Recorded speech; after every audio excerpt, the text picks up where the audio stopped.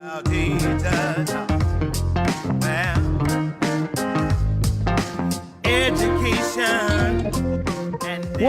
to the Teacher Talk Show with Dr. Lisa Mozer. This show is about challenges in the classroom, education, and policies.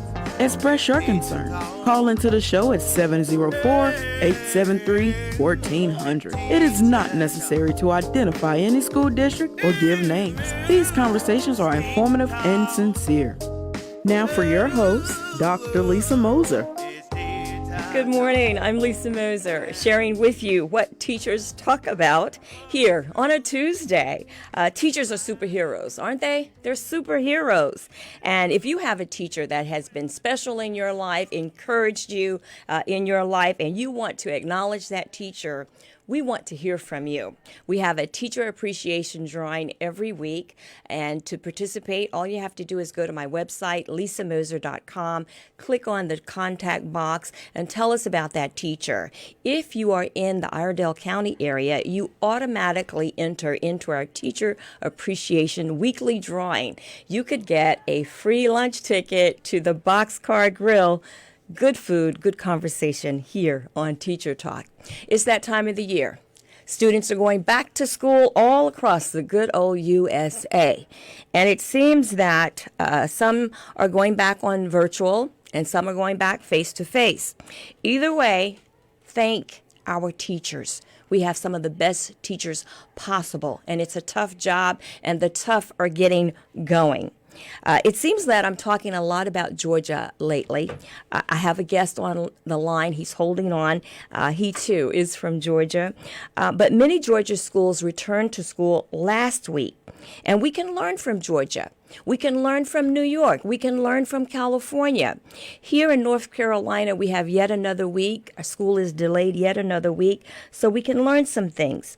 Now, I spoke about this a little bit last night on the Monday show, about the picture that went viral. There was a student in a North Georgia high school that posted a picture of a crowded school. The student was reinstated. She had been suspended, I understand, but I think that they made the right decision to say, hey, we're not going to do that to that student. I think it was wrong in the first place. But let me just say that in Georgia, the school, that same school that had that crowded hallway posted, and any school during a change of class is going to be crowded. Even if you have a decrease in the population, it's class change. So the same school that had the photo that was posted that went viral, they actually last week had to close that school down for 2 days, Monday and Tuesday. And it's my understanding that a number, I think it was like 6 students so far that have tested positive, and it was several, maybe 3 staff members. I'm not sure if they're teachers or some other certified or member of the academia, but they were tested positive, and so the school closed for 2 days, I understand. I'm going to be checking on that. If you know more about it, I'm interested in that also. I have some questions about the dilemma of school delaying further, and my guest is an experienced superintendent.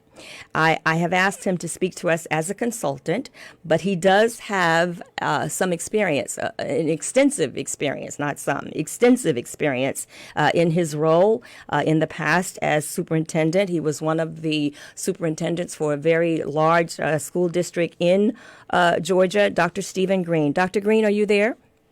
Yes, I'm here. It's so good to hear from you again. You too, Dr. Mozer. It's good to hear from you again. Thank you. Today I want to talk more about this decision of, who makes the decision for us to go back to school. But before I do that, please share with us some of your background and some of your expertise. Well, I'm first and foremost a teacher. I spent 14 years in the classroom in Indianapolis, Indiana. Moved on to be an assistant superintendent in the same vicinity. In Indiana? New York in Indiana, mm-hmm. Yes. Was there for as assistant super for 4 years in Lawrence Township Schools. Then moved out east to New York City. Worked for the College Board, addressing issues of equity and access nationwide for all students through a platform at the College Board. And created some programs and actually led some programs the Springboard program, which used to be called Pace Setter, College Ed, which was for middle school students to show them the pathway to go to college. Worked for there for 6 years, and then Joel Klein recruited me to become one of his superintendents in New York City. So I was, for 3 years, one of the superintendents in Queens, Community School District 28 in Queens for 3 years. Then moved out west to Kansas City. Spent time in Kansas City as the president of Kauffman Scholars. The Ewing Marion Kauffman Foundation created a company called Kauffman Scholars to basically create a pipeline of and address the issue of inequity with urban students in Kansas City, Kansas, and Kansas City, Missouri. And his promise to them was that they stay with the program, which when I took over started at 7th grade and went all the way through college completion. They would graduate from college debt-free.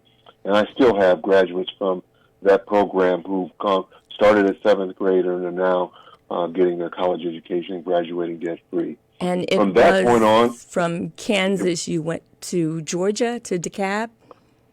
From Kansas, well, when I was in Kansas, as I was there as president of Kauffman Scholars, then the Kansas City Public Schools asked me to step in as interim and take over since the superintendent, my predecessor, had left. So I was with Kansas City Public Schools superintendent there from 2011 to 2015. And you were in Georgia 7 years as superintendent? Well, 4 years. 4 years. From 2015 to 2019. And you came in with some challenges into the Georgia district. At that time, there was some delay in their accreditation, and you came in gung-ho, and you had a big job, but you certainly addressed it and fixed it. Yes, we did some good work there. The district was accredited under review, and Advanced Ed was very much concerned about the drift away from academics and student performance. We recentered the CAB back on the focus of teaching and learning as the core business and getting students to be more successful. And our test scores began to rise. The CCRPI, when I got there, the College and Career Performance Index was in the upper 60s. By the time I left, it was 75.4. The graduation rate increased, and particularly in our areas where our students were struggling the most. As many may know, South of CAB is where the achievement gap is the greatest. We made significant gains there and got, I think we had something like 30, 35, 40 schools on the list, and we got that number down to 15. And when we say achievement gap, that's something that every school district across the country can likely relate to. And I'm so glad that you were able to share some of your background, because when I say that I have an expert on the show at Teacher Talk to share with us, I want them to understand that we're very fortunate to have you. Let me ask you that, get back to the current situation, Dr. Green. Who has the right or who has the authority to say when schools are going to open and when they are going to be delayed? And since you've been at multiple states, is it the same in every state? And can you give us a general picture of has this say? Ultimately, the school board, local school boards have the authority in most cases. Now, that doesn't mean they're not influenced and guided by and operate within some parameters of the state as the state provides information and support. But the ultimate authority is the local school board that can make a decision on a go, no-go situation. Now, that school board is advised by the superintendent. The school board relies heavily on the superintendent to gather the data, to do the research and the due diligence, and to present a recommendation based on research and empirical information. So the school board relies heavily on the school leadership, but mainly the superintendent, to bring them the information so they can then give direction to the superintendent to execute. So it can be a very localized answer or addressed Yes. very locally. Well, tell us, what about the state superintendent? The state superintendent plays an important role, but is not a decision-making. It does not make the decision. Any state superintendent, and that's been whether it's been in New York City, Kansas City, or here where I've been, in Indiana as well. The state superintendent provides support and advice, etc., but helps mobilize some of the data that's needed so any district can see itself in context. In other words, how are other comparable communities responding to a situation, whether it's a hurricane, whether it's a pandemic, or whatever. But the state superintendent does not necessarily have the authority to supersede that of the school board. Now, I'm having trouble looking at some of the school districts across the country that went back to early. Here in North Carolina, the schools are not opening for another week. There's been some discussion of possible further delay. I have advocated all along that I think it's a little unreasonable for students to be expected to keep a mask on all day and all of this additional cleaning that, maybe we need to make sure that it's a time when conditions are more safe. And so I'm a little surprised that some schools have gone back a bit early. We're learning about some of the things that they're going through. But what I have had more discussion with lately, and let me share this with you as well as my listeners, is that parents are upset about some of the young children not being in school, and I was a little surprised by that. And let me tell you why. Because I understand that virtual learning may be a little more challenging for some parents that have young children. But when we talk about homeschooling and what we can do as a substitute for learning, because we're talking about a temporary situation, we're not talking about long-term solutions. We're still gathering the data. We're still trying to find what's the best answer. And so to me, when we look at the health centers and the health professionals, they have said that the safest place for us to be is at home. But it seems that some of our parents with the younger children are the ones with the biggest voice saying, no, they need to be back in school. They need to be in the safety of the schoolhouse. And I have also advocated that we need online learning for middle school and for high school. And anything that our younger students are missing, we're going to have some programs maybe in the summer to get them caught back up. Am I missing something? I don't understand why it seems that we're getting a bigger push for parents to put our kids back in school. And that may be why some schools are going back too early. Am I missing something? I think you've pretty much captured it. I think the dilemma is, particularly for younger parents of younger students, and let me just say this: I think that each community has to read, and that's why it's a localized decision. I have great admiration for what Governor Cuomo did in New York.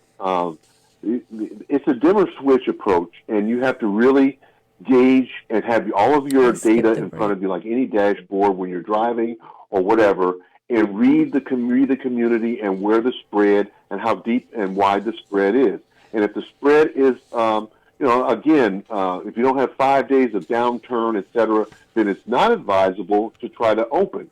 Whether you're a grocery store, whether you're a bar, a restaurant, or whether you're a school, it's not advisable to try and open. Now, I do understand that some parents who have younger children, then they're saying, well, I have to choose between my livelihood and my life, et cetera, and they're struggling with those decisions about who's going to watch my children while I go to work. I have to go to work. If I lose my job, then et cetera. Those who are on that spectrum. But again, you're also putting your children's life at stake, and also they could bring the spread home, and there may be multi-generational families in which you actually inviting a further spread. So, and I think yes, and I just want to add on that I think that this pandemic has taught us that our family unit needs to step up a little bit more, because we're putting a lot that we just can't expect the school to do during a pandemic, during a crisis. We're doing a lot even without the pandemic. I think parents need to consider that. But let me go back to what you were saying. Do you think that this is a money-only situation? Is the funding being affected? Are we losing more money? Are we getting additional funding? Well, unfortunately, the money is caught up in the political whirlwind, and so my perception is that there's plenty of money available to address a lot of these challenges that we're facing, whether it's PPE, personal protective equipment, whether it's the funding for additional resources that schools may need to create the spacing and the social distancing and the mask, et cetera. And I'm really just appalled at the notion that someone would hold the money hostage, basically saying, if you don't open, then I'm going to withhold or somehow jeopardize your Title I funding that you need for your most neediest families. That just seems to be absurd. It really is. And just very briefly, and I don't mean to cut you off, but for my listeners that may not understand Title I, could you give us just a quick overview of Title I schools? Title I funding is federal funding that is specifically earmarked for disadvantaged families or families in need. And the school districts that I've served in have high numbers of families in need. That means they're at or below the poverty level and are trying to make it day to day. They need, and so the additional resources are financial resources to allow them to lower class size, to bring in paraprofessionals, to bring in programming that's been approved by the Title I federal listing, in support of literacy and numeracy and other kinds of support, and for our special needs students as well. So we know that those are the communities that need the additional assistance, especially with a pandemic. Absolutely. Let's look at an individual schoolhouse. So as I said, North Carolina, we've been delayed another week. We're not anticipating changes just yet, but that's still possible. But many schools across the country are in place, and some of the things that they're doing, they're having checks on temperature and questioning visitors coming in, and then there's some procedure. I don't know all of the steps for the procedure to deal with it, because I'm not in the schoolhouse for this, but I understand that they're going to take every student's temperature. And then I question, well, why haven't we done more testing for students before the school year even began? And there's some talk about, well, we'll have an isolation room if a student starts showing symptoms. And to me, this seems like a little bit backwards. Well, if it's not backwards, it's certainly delayed and slow. We didn't take advantage of the time as a nation, of the time that we had when we turned the economy down. The goal of that was to buy us time to ramp up equipment, to ramp up testing, to anticipate the opening of school and what that would look like. And we as a nation failed in that area to take advantage of the time that we had between, I'd say, April or May and up till now, to actually gear up for this surge that had started to present itself. So a lot of students are going back to school that have not been tested. Right. The only thing I've heard that is, and I don't even want to call it preventive, but they're going to be taking the temperature, and they have an isolation room. If someone is showing symptoms, they're going to, and I'm having these visions, excuse me, but I'm having these visions that some small kid is going to be stuck and put into a room by themselves until their parent shows up. And what if the parent doesn't show up? Maybe I'm exaggerating, but I do think that there is going to be some sort of misstep in how we're dealing with this. And further, traumatizing. It may not be permanent traumatizing, but it doesn't sound like a very pretty picture if someone is to get sick in school and it's a small child in school, and that's all the more reason that we should be keeping our children at home. But I just don't understand why more testing wasn't done on students prior to setting the school date. I don't understand. I don't have an answer for that either. I just think it's. I think there were a lot of kind of delays at the federal level, and the whole testing circumstance is one that has put us in this nation in a very precarious situation. And as so the nation goes, so does the school district and individual schools. The need for testing was downplayed. The need for testing turnaround was not necessarily regarded as seriously as it should have been, and now we're behind the eight ball trying to catch up to a situation where now we need not only just testing, but widespread testing, but we need more rapid turnaround in the testing.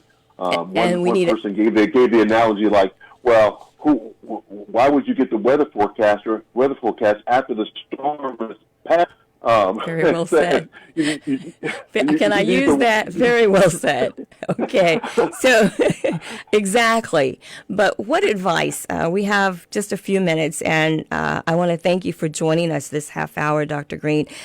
You certainly bring a lot of information. Hopefully, you'll come back as we get started here in North Carolina in our school year as our consultant on this matter. But let me ask you to give some advice. Our listeners are mostly going to be teachers. And what would you want them to know? I would ask that we honor the scientists and honor the data that we're seeing, and it's not uniform across the whole country. There are hotspots. There are states that are hotspots. Within those states there are communities that are hotspots. I think we need to honor what the scientists and the experts are telling us, the health experts, the CDC, and others are giving us information, and we need to be sincere to that data. And it may not tell us what we want to hear, and we have to kind of just... And keep the politics out of it. Yeah, we have to step up and honor the empirical data that's before us, and then respond to it accordingly. And do what's good for everyone. And do the best we can for everyone, because it has become a very political issue, and it need not be. It need not be. Well, thank you so much for joining us. It's so good to talk to you again. Please come back again. Dr. Green, we want to hear all about what you're doing currently. I know that you've got a couple of businesses going on. Yes, Green Enterprise Works is coming to play. It was created in 2011, more so as a consultant around curriculum and also professional learning. But given the experience that I have, I've served as a consultant for many school leaders as they manage this crisis. We provide kind of basically a third eye. Sometimes when you're in the midst of the storm, you need a third eye to kind of help you see things and balance perspectives. And we are helping many school leaders across the country keep things in perspective and give advice on decisions that are being made as we move through this pandemic. Thank you. Thank you again. That's going to do it for this edition of Teacher Talk. I'm Lisa Mozer. Tonight at 7 p.m., we have our online teacher peer support group. It's all about teachers helping teachers. Join us. Just go onto my website, lisamozer.com. Free to join, and it's a lot of good teachers helping teachers. We'll be back next Monday.